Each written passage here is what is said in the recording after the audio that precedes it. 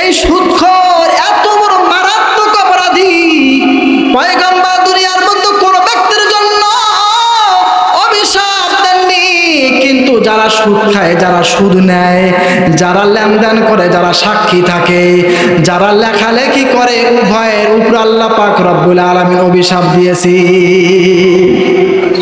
দুনিয়ার মধ্যে যারা সুদ খায়, বাস্তবে তাদেরকে কেউ সম্মান করে না, পরিবারের মধ্যেও কেউ সম্মান করে না, পরিবারের মধ্যে কেউ সম্মান দেয় না, তার সন্তানও সম্মান দেয় না, তার স্ত্রীও সম্মান দেয় না, তার মা বাবাও সম্মান দেয় না। ও মুসলমান, ভালো করে শুনে রাখবেন, যে সমস্ত ব্যক্তিরা সুদ খায়, ওই সমস্ত ব্যক্তিদেরকে যদি বলা হয়, ভালো করে শুনুন রে মুসলমান, যে ব্যক্তি সুদ খায়, ওই ব্যক্তি যদি নিজের পরিবারের লোকজনের কাছে, নিজের ছেলের কাছে, নিজের স্ত্রীর কাছে, নিজের মা বাবার কাছে যদি বলে, ও আমার পরিবারের লোকজন ভালো করে শোনো, আমি যে সুদ খাই, তোমাদের জন্য সুন্দর কাপড়ের ব্যবস্থা করি, তোমাদের জন্য সুন্দর খানার ব্যবস্থা করি, তোমাদের সুন্দর থাকার ব্যবস্থা করি, কিন্তু এত কষ্ট করে তোমাদের জন্য আমি করতেছি, কিন্তু আমি ওলামায়ে কেরাম থেকে শুনেছি, যে ব্যক্তি সুদ খায় সে ব্যক্তির উপরে নাকি আল্লাহর নবীর অভিশাপ থাকে। তো তোমাদের কাছে আমার একটা রিকোয়েস্ট, ওই অভিশাপের কিছু অংশ তোমরা ভাগাভাগি করে না। কেউ নিবে? অভিশাপ যে আমার নবী সুদখোরের উপর দিয়েছেন, এই সুদখোর যদি তার পরিবারকে বলে, আমি সুদ খাই, কত কষ্ট করে সুদের ব্যবস্থা করতেছি, আমি সুদ খেয়ে টাকা পয়সার ব্যবস্থা করতেছি, তোমাদের খাওয়ার ব্যবস্থা করতেছি, তোমাদের পড়ার ব্যবস্থা করতেছি, থাকার ব্যবস্থা, খাওয়া দাওয়া, সুন্দর পোশাকের ব্যবস্থা করতেছি, কিন্তু আমার নবীর অভিশাপ আমার উপর আছে, তো অভিশাপগুলো একটু ভাগ করে যে কয়জন আছে সবাই ভাগাভাগি করে নেই। কেউ কি নিবে? কেউ নিবে না। তাহলে যারা সুদ খায়, ভালো করে শুনে রাখবেন, যারা সুদ খায়, এমন একটা যুগ ইনশাআল্লাহ আসবে, বাংলার জমিনে ইসলাম কায়েম হয়ে যাবে ইনশাআল্লাহ। ইসলাম যখন কায়েম হয়ে যাবে, সমাজের মধ্যে যে সমস্ত সুদখোর থাকবে সবগুলোকে পিটাইয়া জেলখানার মধ্যে বন্দী করা হবে। চিল্লা বলেন ঠিক কিনা? এই সুদখোর, এদের ভিতরে কোনো দয়া মায়া বলতে কোনো কিছু নেই। সুদখোর কত বড় মারাত্মক জানেন? পয়গম্বর সাল্লাল্লাহু আলাইহি ওয়াসাল্লাম বলেন, আর রিবা সাবউনা হুবা আইসারুহা আইয়ানকিহার রাজুলু উম্মাহু। পয়গম্বর সাল্লাল্লাহু আলাইহি ওয়াসাল্লাম বলেন, ভাই সুদের 70 প্রকারের গুনাহ আছে। সুদ খাইলে 70 প্রকারের গুনাহ হয়। তার মধ্যে থেকে সর্বনিম্ন গুনাহ হলো নিজের মায়ের সাথে জিনা করা। নাউযুবিল্লাহ বলে, নিজের মায়ের সাথে জিনা করা। যে ব্যক্তি সুদ খায় সে যেন তার মায়ের সাথে জিনা করতেছে। নাউযুবিল্লাহ বলে। সুতরাং যারা সুদ খাচ্ছেন, বুঝতে হবে আপনি আপনার মায়ের সাথে জিনা করতেছেন। যে ব্যক্তি মায়ের সাথে জিনা করে সে ব্যক্তি কি সমাজের মধ্যে সবচেয়ে সম্মানী ব্যক্তি? কথা বলেন না কেন? সবচেয়ে নিকৃষ্ট ব্যক্তি। ওই ব্যক্তির মতো সমাজের মধ্যে নিকৃষ্ট কোনো ব্যক্তি হতে পারে না। অতএব সমাজ থেকে এদেরকে পিটাইয়া সমাজ থেকে বের করে দিতে হবে। চিল্লা বলেন ঠিক কিনা? অন্য হাদিসের ভিতরে আসছে, মান আকালা দিরহামান রিবা ফাহুয়া থালাতুন ওয়া থালাতিনা জানিয়াতান। পয়গম্বর বলেন, যে ব্যক্তি 1 টাকা সুদ খাইলো সে ব্যক্তি যেন 33 বার জিনা করলো। নাউযুবিল্লাহ বলেন। অন্য হাদিসের ভিতরে আসছে, অন্য রাওয়ায়াতের ভিতরে আসছে, সে ব্যক্তি যেন 36 বার জিনা করলো। তাহলে যারা আছি আমরা এখানে, আমরা কি জিনা করতে চাই? যারা সুদ খায় এখন থেকে তওবা করেন, আর জীবনে কোনোদিন সুদ খাবো না। তওবা করতে হবে মুসলমান। আমার জীবন চলে যাবে, আমি না খেয়ে থাকবো, তারপর আমি 1 টাকা সুদ খাবো না। কারা কারা এই কাজ করতে পারেন? হাতটা উঁচু করে দেখা। নারায়ে তাকবীর, নারায়ে তাকবীর, নারায়ে তাকবীর। হাতটা নামান। মুসলমান, সময় খুব সংক্ষেপ। আমি আপনাদের সামনে একটি হাদিস, বিশ্বনবী সাল্লাল্লাহু আলাইহি ওয়াসাল্লামের থেকে একটা হাদিস বলে আমি শেষ করে দেবো। সময় সংক্ষেপ। পয়গম্বর সাল্লাল্লাহু আলাইহি ওয়াসাল্লাম প্রতিদিন ফজরের নামাজ আদায় করার পর সাহাবায়ে কেরামকে নিয়ে বসতেন। বসার পরে সাহাবায়ে কেরামকে লক্ষ্য করে বলতেন, রে সাহাবীর দল, তোমরা আজকে কি কোনো স্বপ্ন দেখেছো নি?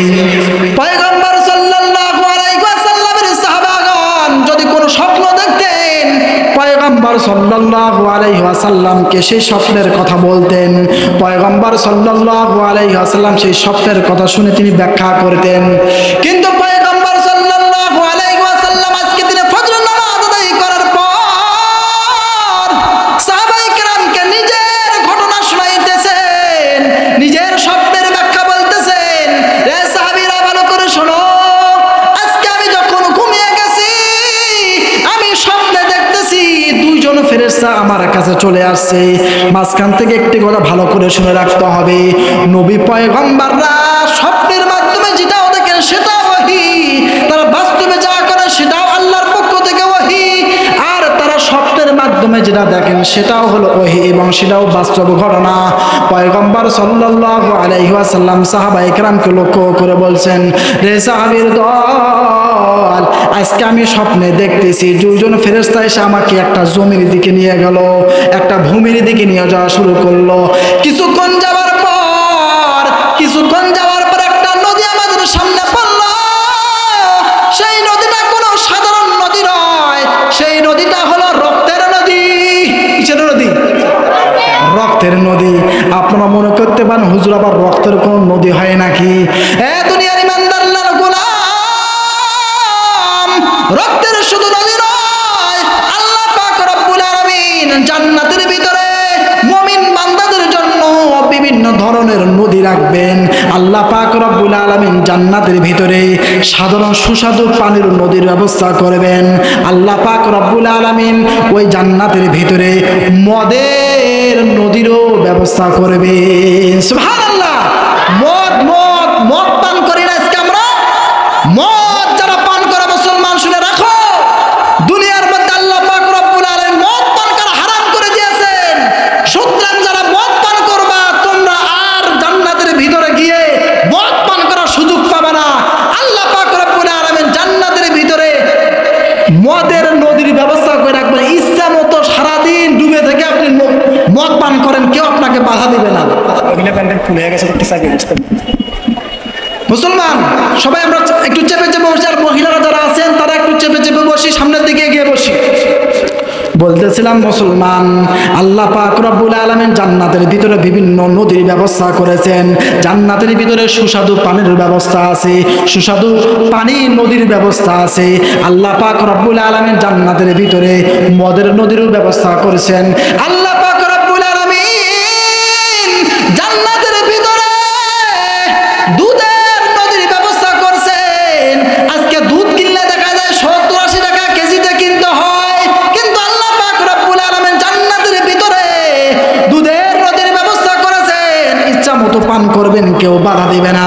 আল্লাহ পাক রব্বুল আলামিন জান্নাতের ভিতরে মধুর নদীর ব্যবস্থা করেছেন।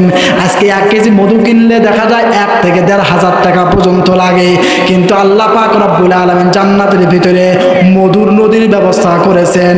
সারাদিন মধু পান করবেন, কেউ বাধা দিবে না। অনেক নদীর ব্যবস্থা আছে। তো পয়গম্বর সাল্লাল্লাহু আলাইহি ওয়াসাল্লাম সামনের দিকে অগ্রসর হয়েছেন। সামনের দিকে অগ্রসর হওয়ার পর তিনি দেখতে পেলেন একটা নদী দেখা যায়। সেই নদীটা হলো রক্তের নদী। বিশ্বনবী সাল্লাল্লাহু আলাইহি ওয়াসাল্লাম লক্ষ্য করলেন, নদীর ভিতরে একটা মানুষ দেখা যায়, আর নদীর কিনারার মধ্যে আরেকটি মানুষ দেখা যায়। নদীর কিনারায় যে ব্যক্তি আছে, সেই ব্যক্তির সামনে একটা বড় পাথরও দেখা যায়।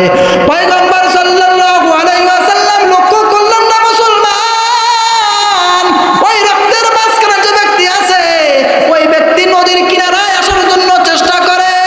যখন নদীর কিনারায় চলে আসে, ওই নদীর কিনারায় দণ্ডায়মান ব্যক্তি তার সামনে যে পাথরটা আছে, পাথর দিয়ে তার মুখের মধ্যে নিক্ষেপ করে। নিক্ষেপ করার সাথে সাথে ওই ব্যক্তি আবার পূর্বের জায়গায় চলে যায়।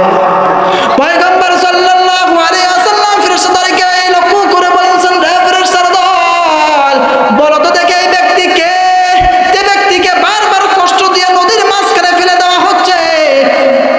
তারা বলেন ও পয়গম্বর, এই কোনো ব্যক্তি সাধারণ কোনো ব্যক্তি নয়, এই ব্যক্তি হলো ওই ব্যক্তি যে ব্যক্তি দুনিয়ার মধ্যে সুদ খাইতো। আউযুবিল্লাহ বলে, যে ব্যক্তি সুদ খাইতো সে ব্যক্তিকে আল্লাহ পাক রব্বুল আলামিন ওই নদী, রক্তের নদীর মধ্যে হাবুডুবু খাওয়াচ্ছেন। এইভাবে কিয়ামত পর্যন্ত তার শাস্তি হতেই থাকবে, কোনোদিন বন্ধ হবে না। যারা দেখা যায় আজকে মুসলমান মদ পান করতেছে